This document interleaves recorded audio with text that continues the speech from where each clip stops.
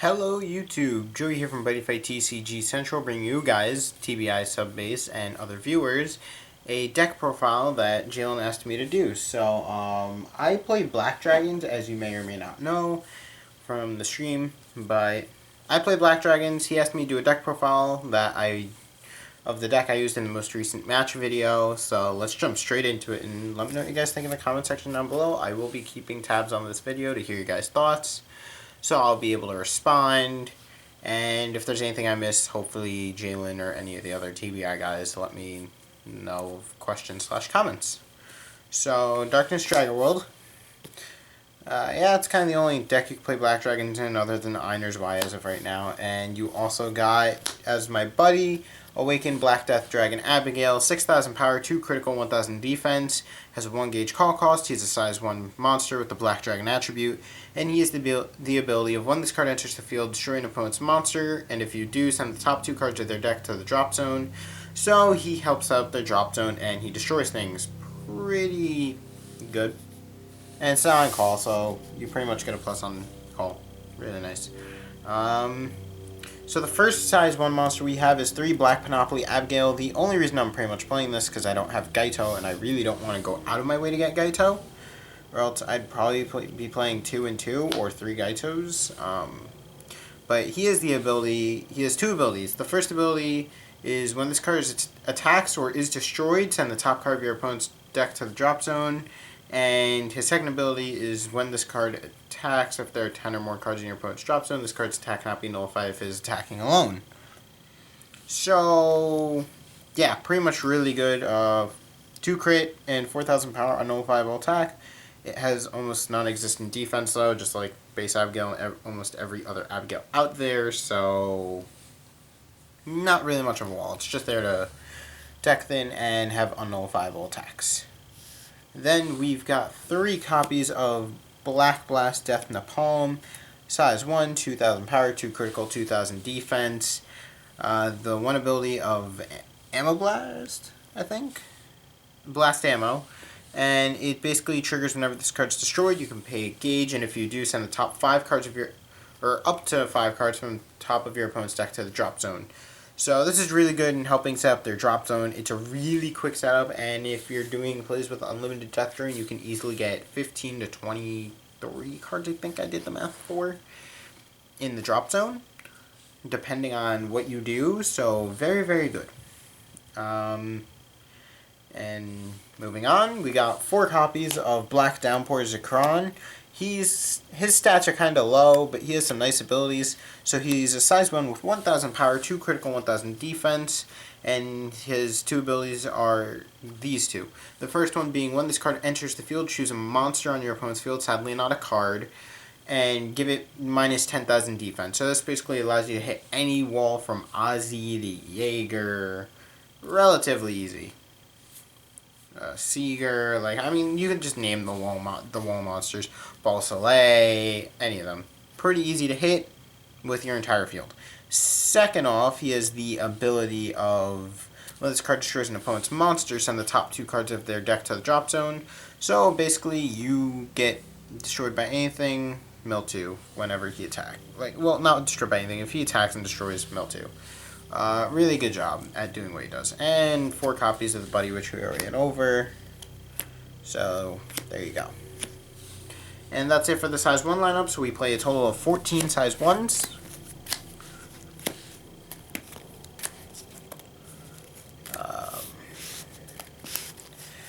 Next up is size 2s. Size 2s, we don't play that many because Black Dragons don't have that many great size 2s.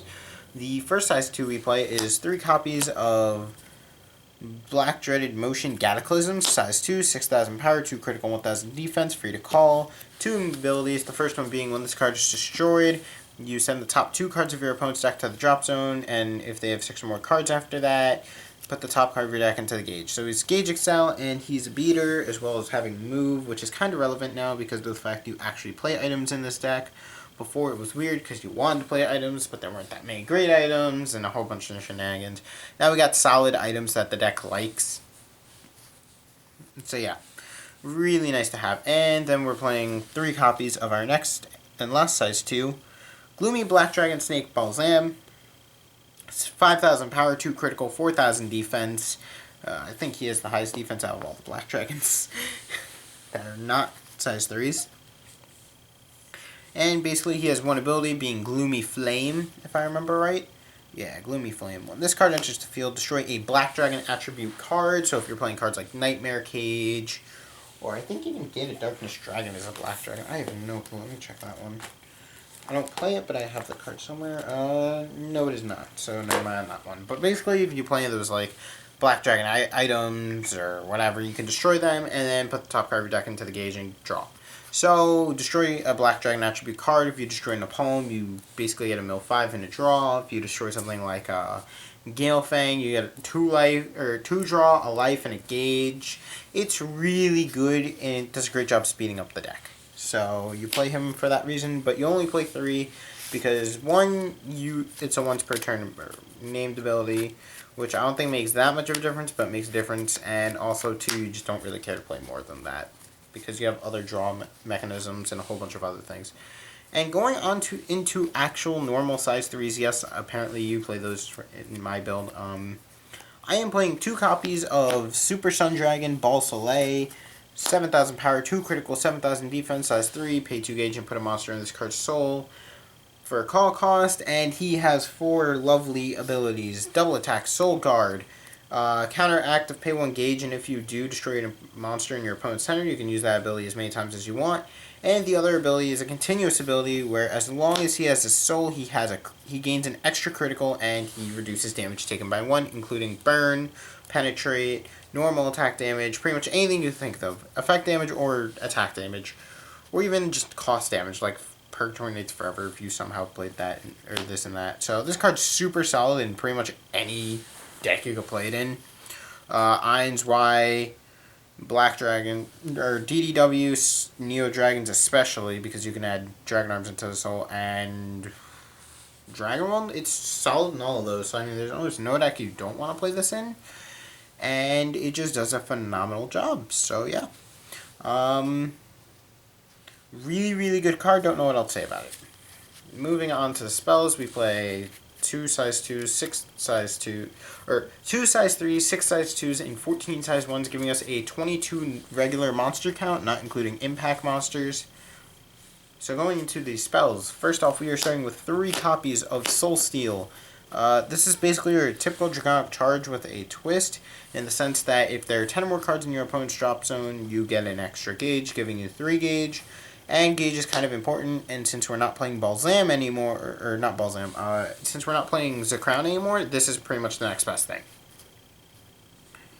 I'm not playing Zakrown for the reason I don't like 1-crit monsters, and I'd rather have my size 1 slots be used by other things like Death in the Palm. So this pretty much helps me, and if anything, I could just charge it if I have too much gauge or I don't need it. Because there are many ways to get gauge in this deck, now that I think about it. So, next up we play 4 copies of Sun in the Darkness. Some may argue this is too many. Some may say you don't even need this card in the deck, you have other cards. I'm just still testing a bunch of things out, but I'm kind of liking this card. Basically, you can only play this card if you have a Black Dragon or Sun Dragon attribute card, I think it is. Not even a monster. Yeah. Basically, anything with the Sun Dragon or Black Dragon, its attribute on the field. And you draw a card, and then if your opponent has 8 or more cards in the drop zone, you put the top card of your deck into the gauge. Sun in the Darkness may only be cast once per turn. So, it's a pseudo-Dragonic or Dragon Emperor Legend, in the sense you don't get the life, but you get the important stuff. So, yeah. Deck thinning and pluses. I mean, that's all it is. 4 copies of Gale Destruction. On to the next spell. Pay 1 gauge cast cost. You can only cast this card if you have a monster with Abigail in your buddy zone. Basically, Death Grip effect with mill 2. I mean, a lot of you guys should know what this card does. It's been shown many, many, many times in many places. So, on to the nulls. 4 copies of Black Cloth Blade, which only works if your opponent's attacking and you do not have a center. Nullify the attack and put the top card of their deck into the drop zone. So basically a null with a mill. I like this card a lot, so yeah, that's all I can really say about it. And then we got 4 copies of Enemy Wall, which is just a weird pseudo blue shield thing. You may cast a card during an attack on your opponent's turn. Doesn't matter if you have a closed center, open center, monster on the left, monster on the right, etc. Encounter, send the top 2 cards of your opponent's deck into the drop zone, and if either of those cards was a monster, nullify the attack and put the top card of your deck into the gauge. So if they mill 2 spells, you get hit and you don't get benefits. If they mill 1 monster, you nullify an attack and get a gauge. If they nullify 2 monsters, you nullify the attack and you get 1 gauge. So yeah, it's basically pseudo blue shield. And that wraps up for these spells. So we play a whole 19 spells. I'm still messing with shield lineups. I'm thinking about putting Black Shield back in just because Black Shield's that good. But the issue is I don't know what to put it in for. So we'll see in the future. 19 spells, 22 monsters. That's a 39 or 41 card lineup so far. Moving on to items. As I said, there are items we like. So we got 3 copies of Claws of Black Death Gale Fang. 5,000 power, 2 critical. Pay 1 gauge equip cost. The abilities on this card cannot be nullified. And when this card is sent from the field to the drop zone, you gain a life and draw a card. So it replaces itself. And as I said, if you destroy it with Gloomy Black Dragon, Gloomy Black Dragon Snake Balsam, I think that's the full name. Yep. Basically, you get the life and the draw, and then you get the gauge and the draw, or whatever order of resolution you want to do the effects in. But it is a very nice combo, so yeah. And then we have 3 copies of pretty much the most anticipated item in the set, Dragon Force for Darkness Dragon World. Release condition should pretty much be obvious for all of you who follow Buddyfight closely enough, which is 6 or less life and having your Abigail on the field, and its equip cost is 2 gauge, just like every other mainstream Dragon Force. The card has 3 abilities. The first ability being when this card attacks or its attack is nullified, send the top 3 cards of your opponent's deck to the drop zone and gain a life. So mill plus life and other effects is really good, and it's pretty much the ideal weapon for DDW, Black Dragons per se. And the second ability is Penetrate, and with 8,000 power, being a giant beater and 3 critical, that Penetrate works really well on the items, so yeah. And the last ability is just the abilities that this card cannot be nullified, it cannot be returned to the hand or destroyed, blah blah blah blah blah. So, really, really, really nice card, just kind of iffy to get it off sometimes because of the fact 6 life, in terms of reaching it. And Abigail's pretty easy to have on field. So yeah. That's 47 cards. Onto the Impact Monsters. 2 copies of Abigail Unlimited Death Drain. So this is a Impact Monster from way back when, and boy is this card still really good. 8,000 power, 2 critical, 7,000 defense, size 3. Pay 3 gauge and destroy 2 black dragons on your field call cost, and has 2 abilities. The first being when this card enters the field during the final phase, or during your final phase in specific. Nope, it's just the final phase, my bad. It's a different one that says that. Send the top 10 cards of your opponent's drop zone, or deck into the drop zone. So you mill a whole 10 cards just on calling this thing during your final phase, which is really, really good. If any of you guys don't know, milling 10 is pretty powerful. And when this card attacks, if there are 20 or more cards, so they just need 10 to begin with, and then you call this thing an attack, which isn't too hard at all.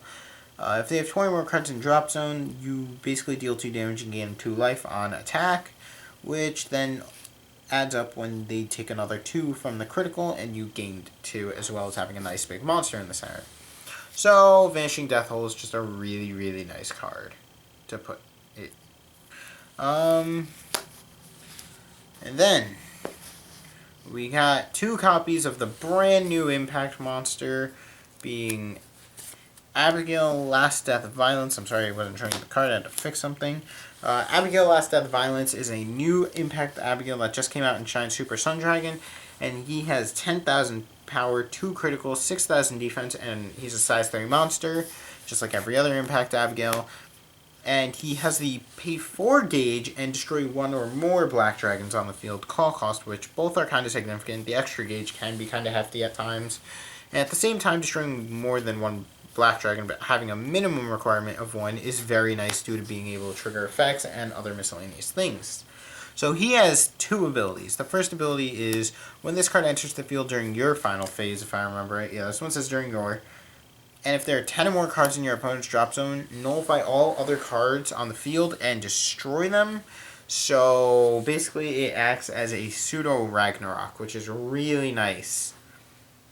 And then he has the second ability of when this card attacks, if there are 20 or more cards in the drop zone of your opponent's drop zone, this card gains triple attack. So triple attack is really easy to get. Once again, between nuking a board and milling, you should easily be able to get that condition off.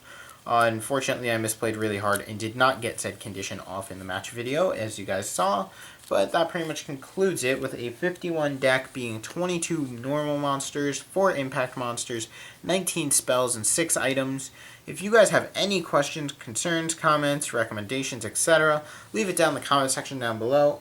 Jalen should leave a link to my channel somewhere in the description down below, so please check me out. I know I haven't posted in numerous months. I will probably start posting again soon, and I have no clue what I'm going to be posting about, so keep an eye on for whatever content, and hopefully you guys enjoyed the video. Please don't forget to like, comment, subscribe, and share the video. And I mean to these guys about the like, comment, subscribe, and even sharing the video. And please do the same to me when I post future content. Thank you guys for watching. Joey signing out.